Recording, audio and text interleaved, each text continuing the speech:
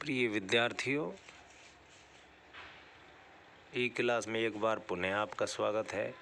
BA द्वितीय वर्ष के प्रथम प्रश्न पत्र में हम बिहारी सतसई के कुछ दोहे पढ़ रहे थे।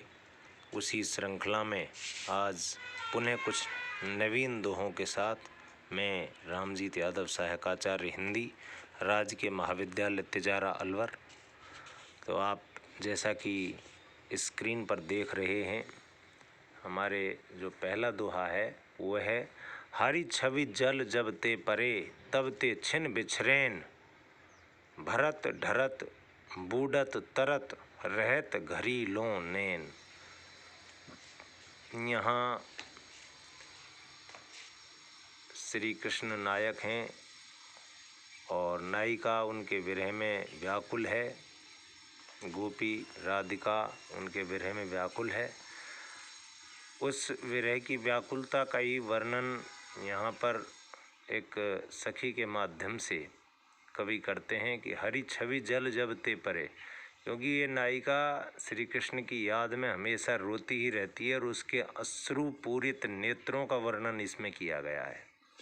हरी छवि जल जब ते परे, श्री कृष्ण की शोभा सौंदर्य रूपी जल में, यहाँ रूपक अलंकार है, रूपी जल में जब से ये जब ते परे, जब से पड़ गए हैं यानी डूब गए हैं उसमें, तब ते छिन बिछरेन, तब से उस जल से क्षण भर के लिए भी बिछुड़ते नहीं हैं, यानी कि हमेशा इनमें जल रहता है। एक बार उस नायिका ने श्री कृष्ण का रूप सौंदर्य जल में देख लिया तो यहाँ उसी जल से आँखों का प्रेम हो गया है। उसी बात को कहते हैं हरी छवि जल, हरी छवि रूपी, हरी की शोभा रूपी जल जब ते परे, जब से इसमें आया है, तब ते छिन बिछरेन, तब से क्षण भर भी ये बिछुड़ता नहीं है। भरत ढरत बूढ़त तरत, ये हरि का, श्री कृष्ण का छवि रूपी सौंदर्य रूपी जो जल है वो इनमें भरता रहता है, ढलकता रहता है, और बूढ़त, इनमें ये डूबती रहती हैं, कभी इनमें तरती रहती हैं। रहत घड़ी लो नैन, ये नेत्र एक घड़ी के लिए भी उनके बिना नहीं रह सकते, या यूँ कहें कि एक घड़ी की तरह जो है समय देखने का एक यंत्र होता था, जो जल की घड़ी हुआ करती थी उस समय, बिहारी जी के समय, वो हमेशा जल में ही रहती थी। कभी भरता था जल, कभी ढलकता था उससे, कभी डूबती तो कभी तैरती। इस तरह यहाँ घड़ी से तुलना किए थे। यहाँ उपमा अलंकार भी है, ऊपर के में रूपक भी अलंकार है, विरह की वियोग अवस्था का सुंदर चित्रण किया गया है। इत आवत चली जात उत चली छसातक हाथ, चढ़ी हिंडोरे सी रहे लगी उसासन साथ। यहाँ पर एक वियोगनी नायिका का चित्रण करते हुए कवि कहते हैं कि वो वियोग में इतनी बावली सी हो गई है। कभी इत आवत, कभी इधर आती है, चली जात उत, कभी उधर चली जाती है, चली 6-7 एक हाथ, और 6-7 हाथ आती है, 6-7 हाथ जाती है। चंडी हिंडोरी सी रहे लगी उसासन साथ, और उसके सांस इतने लंबे लंबे चल रहे हैं कि मानो वो हिंडोले यानी झूले पे चढ़ने के समान दिखाई देती है। हिंडोला करता है झूलना, झूला। तो जिस तरह से झोंकों से झूला इधर उधर चलायमान रहता है, वैसे ही उस सांस रूपी रस्सियों के सहारे ये जो है नायिका भी एक हिंडोरे जैसी ही चढ़ी रहती है। यहाँ हिंडोरे से नायिका के आने जाने की तुलना करने के कारण उपमा अलंकार है और नायिका की वियोग अवस्था का अच्छा सुंदर चित्रण किया है। अगले जो दोहा है इसमें अतिशयोक्तिपूर्ण नायिका की सौंदर्य का चित्रण है। भूषण भार समारिये क्यों इहतन सुकुमार, सूदे पायन धर परें शोभा ही के भार। भूषण भार संभारिये यानी कि आभूषणों का जो भार है, वजन है, वो कैसे इस सुकुमार यानी कि इस कोमल शरीर से किस प्रकार सहन किया जा सकता है, अर्थात नहीं किया जा सकता। सूधे पाए न धर पड़े, इस नायिका के सीधे पैर वैसे ही नहीं धर पड़ते, किससे, शोभा ही के भार। इसका सौंदर्य का वजन ही इतना है, सौंदर्य का भार ही इतना है कि इससे सीधे पैर नहीं धर पड़ते। अर्थात नायिका की चाल, सुंदर जो लचीली चाल है, मैं कहूँ कि जो मटक मटक कर चलने वाली नायिका की चाल है, वो कल्पना करते हैं बिहारी कि वो चाल इसलिए है कि नायिका में सौंदर्य का वजन है और वजन से पैर इधर उधर पड़ते हैं, जबकि नायिका में ये कल्पना की है कवि ने कि आभूषणों के भार से जो सजी हुई नायिका है उसको जो है आभूषणों के वजन की वजह से इस तरह की उसकी चाल बनी है, जबकि ये देखने में ऐसा नहीं, ये सब अतिशयोक्ति है, पूर्ण वर्णन किया है कवि ने। तो यहाँ अर्थ हम दोबारा देख सकते हैं कि आभूषणों के भार किस तरह से नायिका संभालेगी, क्योंकि इस कोमल शरीर पर उसकी शोभा का भार ही नहीं संभलने के कारण वो सीधे सीधे पैरों को नहीं रखती है, अर्थात उसकी चाल बड़ी ही मोहिनी है और वो लचकेदार चाल चल रही है। तो इस तरह से यहाँ अतिशयोक्ति अलंकार है और सुंदर श्रृंगार का दोहा है, नायिका का सौंदर्य चित्रण हुआ है। अगले दोहे हम देखते हैं कि 3 दोहे और देखते हैं। कहत सबई बेंदी दिए आँख 10 गुनो होत, तिये लिलार बेंदी दिए अगणित बढ़त उदोत। यहाँ पर बिहारी का जो है गणित संबंधी ज्ञान की जो है एक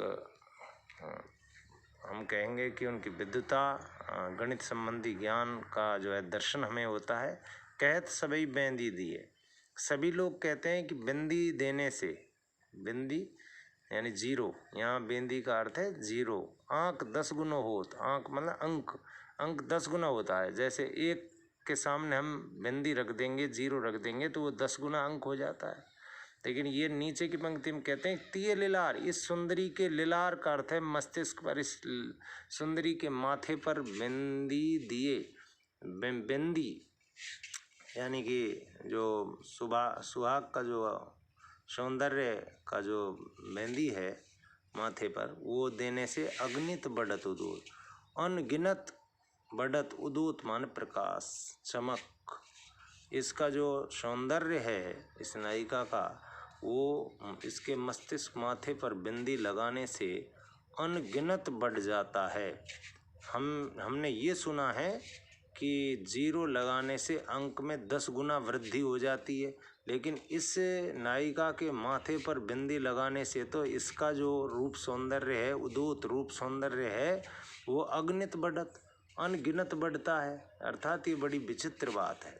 यहाँ नायिका के सौंदर्य का चित्रण किया है और बेंदी बेंदी का अर्थ भिन्न भिन्न है, तो इसलिए यहाँ पर यमक अलंकार भी है। कोट जतन को करो परे न प्रकृति ही बीच, नल बल जल ऊंचो चढ़े अंत नीच को नीच। यहाँ नीति परक दोहा है ये। इसमें ये बताया है कि नीच कवि जो निम्न कोटि का मनुष्य है, जो विचार से हीन कदाचारी है, वो नीच व्यक्ति हमेशा नीच ही रहता है और जो है स्वभाव में कभी परिवर्तन होता नहीं है, ये बात बिहारी कहते हैं। प्रकृति का अर्थ होता है स्वभाव। कोट जतन को करो, कोट मान करोड़, को करोड़ों यत्न उपाय को करो, कोई भी करे, परे न प्रकृति बीच, पर लेकिन स्वभाव के बीच में, प्रकृति के बीच में नहीं पड़ना चाहिए, क्योंकि नल बल जल ऊंचो चढ़े, नल के बल से, नल की योजना से, नल फिटिंग से हम जल को ऊंचा चढ़ा सकते हैं, लेकिन अंत नीच को नीच, लेकिन बाद में वो वापस नीचा आता है।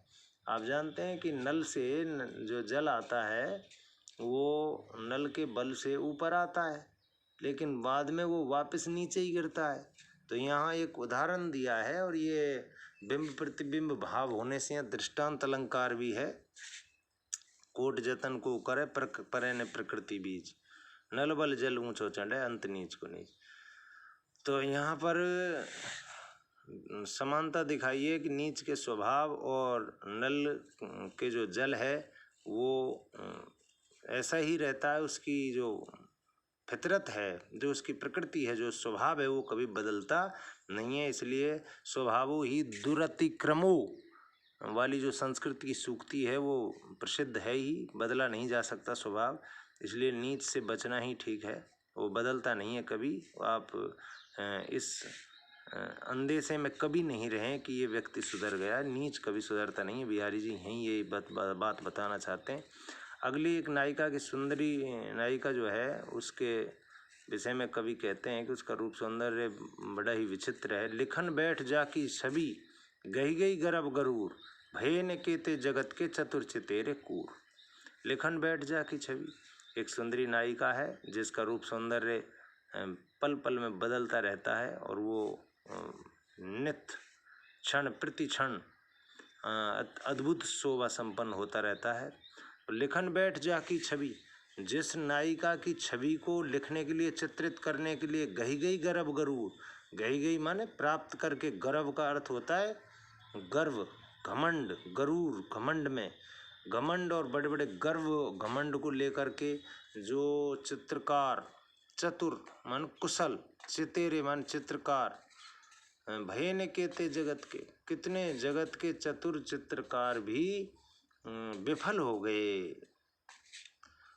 यानी कि जिस नायिका की सौंदर्य है, कोई नायिका आप ऐसा समझिए कि कोई नायिका बैठी है और उसको चित्रकार उसके चित्र बना रहे हैं, लेकिन उसकी छवि पल पल में चेंज होती रहती है, बदलती रहती है, और उसका जो सौंदर्य है उसको लिखने के लिए चित्रकार आए कि ये इस तरह की दिखनी चाहिए, और वो चित्र बनाते हैं, लेकिन वो नायिका अपना सौंदर्य बदल लेती है, रूप सौंदर्य बदल जाता है हर क्षण। तो बड़े बड़े चित्रकारों का घमंड भी वहाँ उस नायिका के चित्रांकन में विफल हो जाता है।